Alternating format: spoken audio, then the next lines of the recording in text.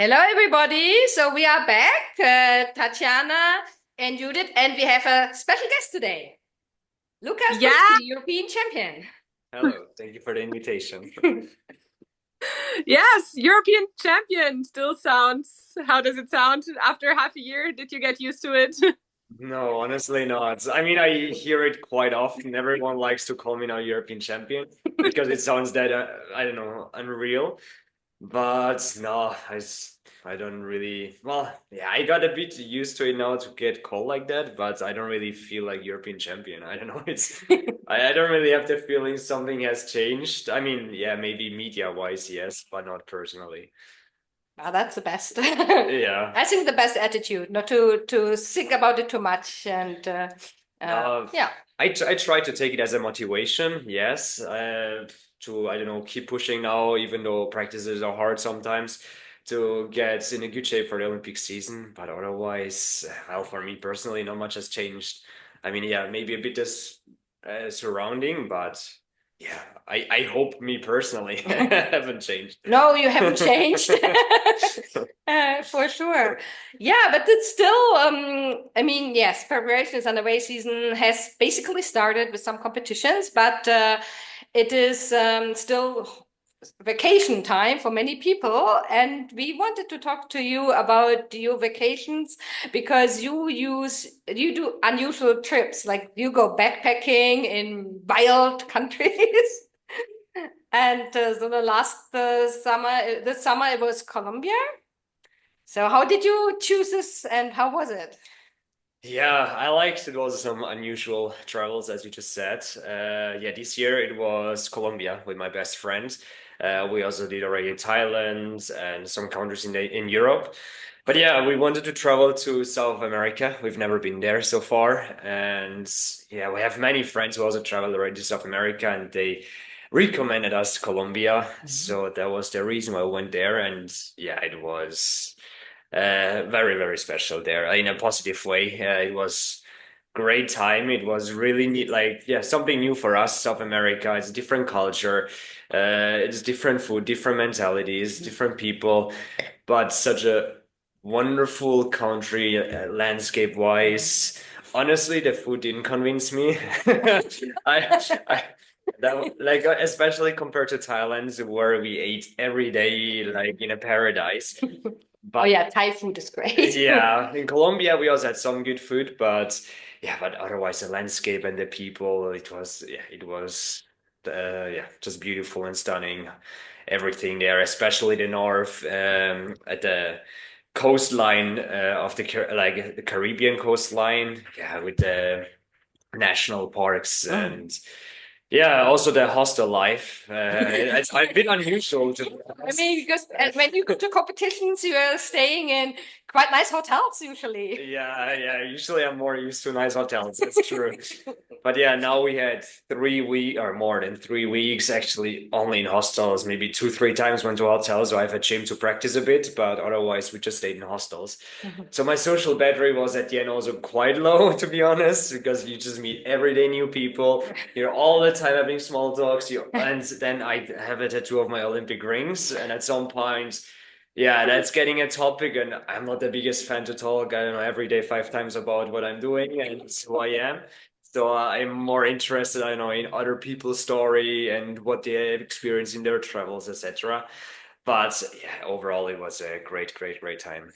And you said the food. So what kind of food do they have? Because Well, they have, well, the traditional food, what I've heard is actually, it's usually a lot with corn. So they have like these cornbreads, then they have rice with a lot of meat. I had the feeling they eat 3 times a day meat. So it was also really a lot of meat.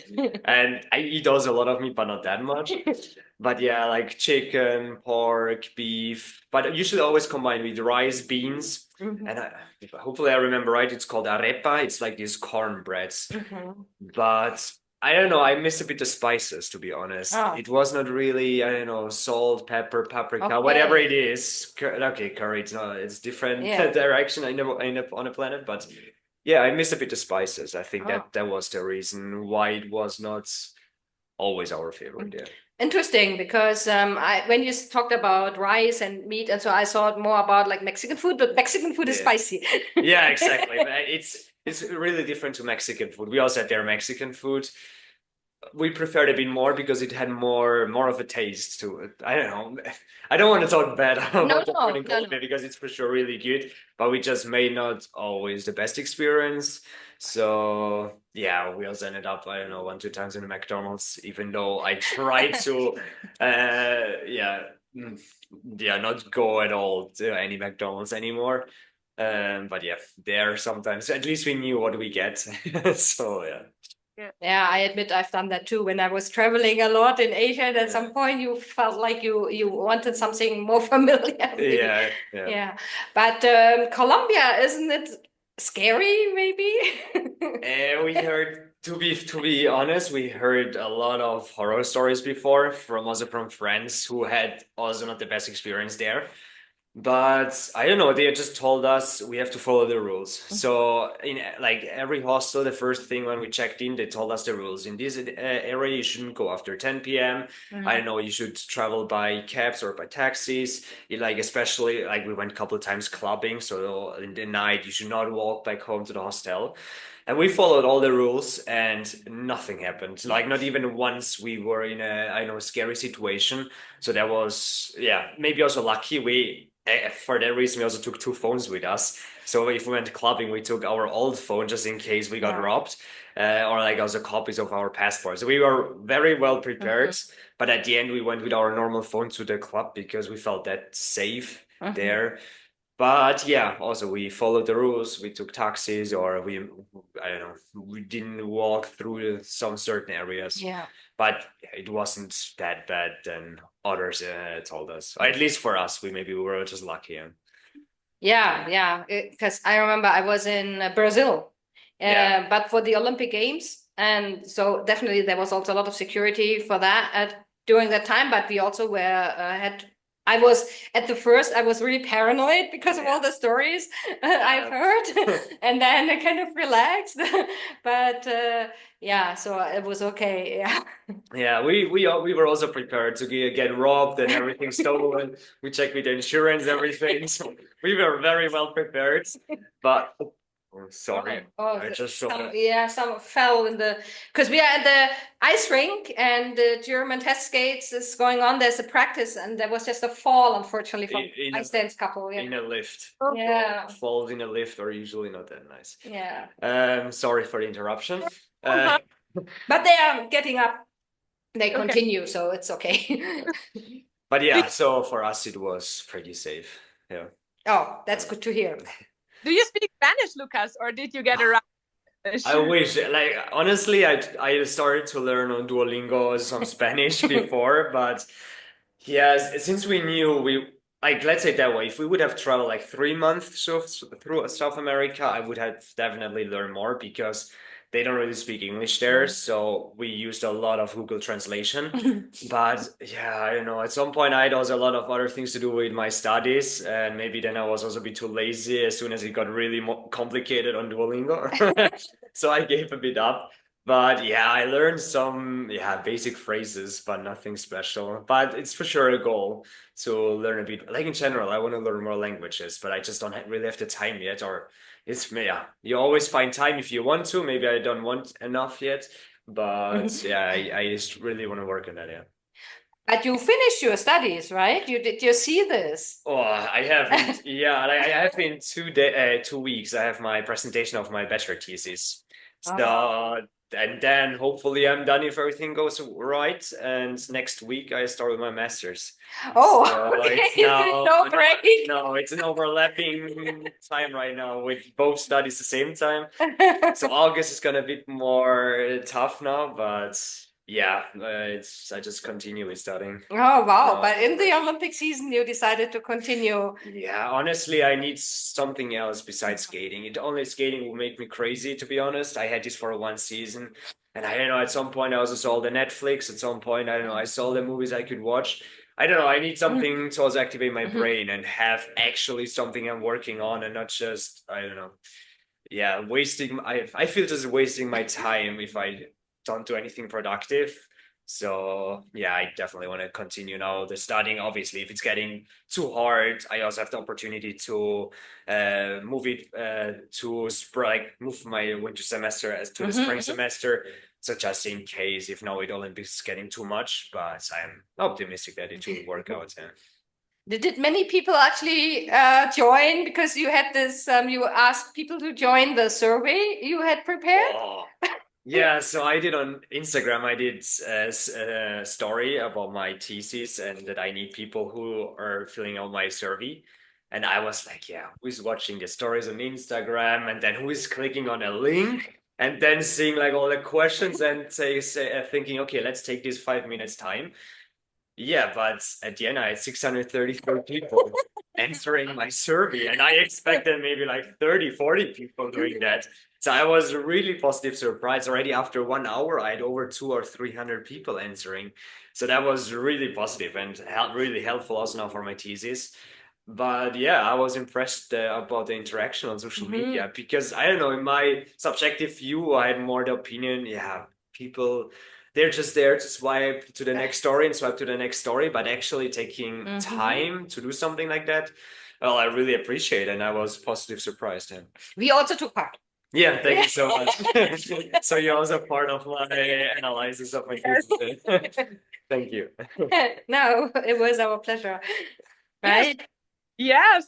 So, very, very busy, but let's talk also a little bit about skating because by the way, I felt you so much when you said the small talk with the people and always new people and social batteries. Like, I just feel it 100%. But yeah, big news this week. Lukas Britschgi published his programs. Not really your choice because I know usually you like to show up at the first competition with the programs. Federation wanted different this time, but yeah, maybe let's seize the opportunity and let you talk a little bit about them. Yeah, well, as you mentioned, I published already my tracks for the next season, the music. Even though I would prefer to publish it a bit later, but yeah, we got some rules I also have to follow.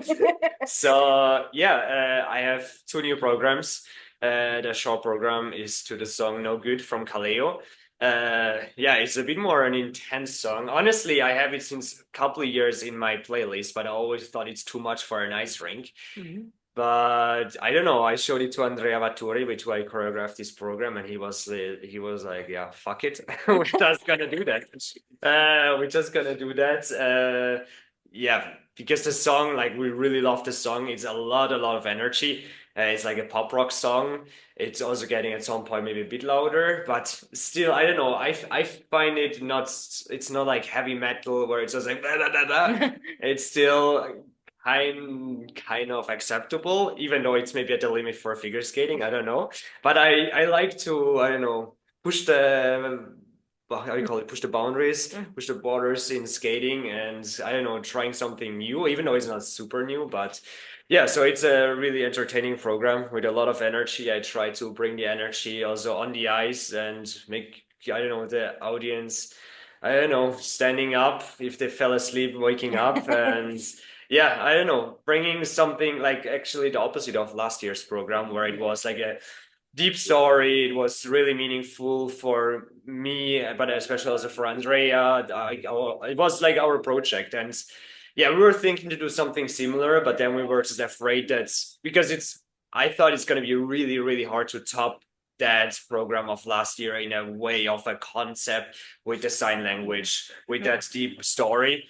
So we thought, I don't know, if we take now something similar, it gets, I don't know, compared too much. So we wanted to go in a totally different direction and back on something which is maybe also more me, where I feel more comfortable. It's an entertaining program. It's rock. It's, I don't know, bringing some fire in the arena. So that was our goal, to go intentionally again away from this, yeah, very nice deep full program what I had last year. And the free skate, well, I guess no one has heard any of those songs because I also haven't heard anything before about them. What's good, because that's what I like, to bring new songs. But Well, it's not a new topic. We've seen it a couple of times already in skating. It's not something very new, but yeah, it's a journey through the Oriental. So we go to the Middle East, I can say, and yeah, we travel a bit through that area in the world. So yeah, that's actually the topic of the free skate. It's also gonna we have really different tracks in there. Maybe you listen already, or you will see then earliest at first competition. Yeah, it's like a big variety of different directions of music, but also then of the choreography. So I'm really excited to show that program, because also only for me, the inspiration I had honestly from my Africa program. Because my Africa, I got probably I never got that much feedback than from my Africa program. I like about my free skates because it was something unique, something maybe new in skating. Also, maybe me risking to go nowadays in that direction where you never know with cultural appropriation. So it was maybe also a bit of a risk, but yeah, I got really, really good feedback. So I wanted to have some similar concept, yeah. Well, obviously now it's Oriental music we've heard it many times in skating, so it's not something really new. But for me personally, it's just a really new concept. Yeah. Yeah, I mean, I saw in practice the short program before, so and I really liked it. So and hopefully maybe I catch a practice while I'm still here and see your long program too. Yeah, that would be great. The free skate is you did with Adam Soya again? Yes, sorry, I forgot to mention. Yes, it's with Adam Zolia. I have the same choreographers in the last years. I had the feeling, never change a running team or running system. So, and I'm really happy with their work. They do an amazing work. So, yeah, I'm just really happy. And again, with the new two programs, I'm really excited to show them. It's, again, something new, again, something what I feel really comfortable. So I'm looking forward to show them it. And it's going to happen pretty soon because you plan Nebelhorn Trophy still as your first competition? Yes, that's correct. Yeah. Well, this year, since I have the first Grand Prix in France, I have to be a bit earlier in shape, even though the plan was actually the opposite, because I had a 2-month break in the spring to recover my knee. So I was in a bit in a delay with like all the building up for the upcoming season. So I actually want to start as late as possible. Now I have to start earlier. But no, practice is going fine so far, and I guess I will be more or less in a good shape at the end of September then for the Nebelhorn Trophy. And also, it's my home rink, so it's for sure also going to be exciting to skate here. But yeah, afterwards the first Grand Prix is France, so that's pretty. Usually that's when I had my very first competition, and now it's one of the first highlights of the season. So.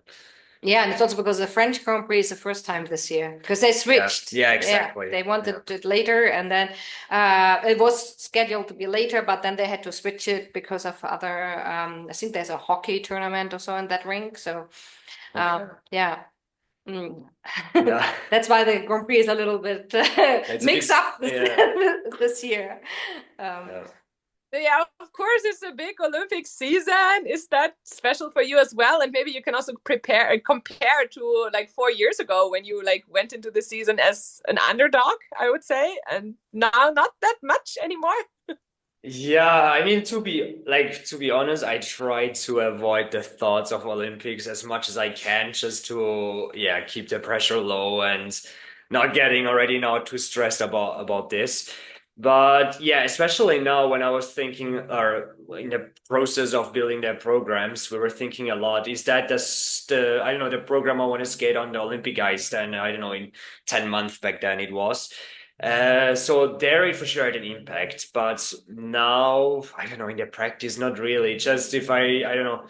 Well, honestly, the motivation is also not always 100%. So in like the tough days where you're really tired, where you have no power anymore, where obviously your motivation is not that great anymore. Okay, now one more session. Fuck, I have to get now through that. One more free program or whatever it is. In those moments, it for sure helps a lot to just think about the Olympics, to think about the big goal we have and keep pushing through those hard times. especially now in the summer. The summer practices are sometimes hell. It's like so, yeah, it's physically so demanding. We were also 2 weeks now in Val Gardena in Ice Dome camp. It's on 1,600 meters altitude.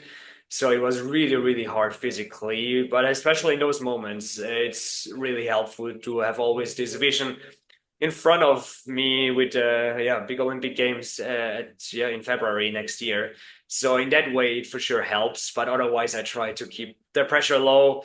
First, I have, as I said, the Grand Prix in France and Grand Prix like the NHK in Japan, Europeans as well. So I try to take it step by step, just to not get too much in a feeling of I don't know, having too much pressure. Yeah, that's very, that's, I guess, a good approach to that season.